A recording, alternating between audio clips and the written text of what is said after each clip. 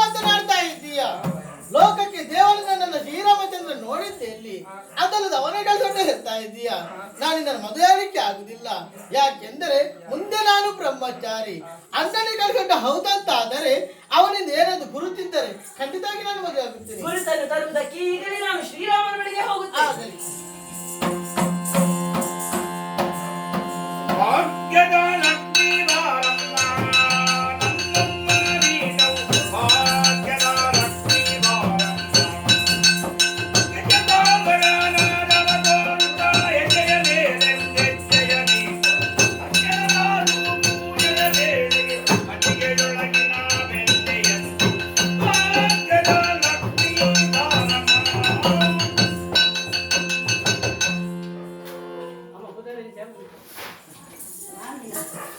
Jalaja Shetty.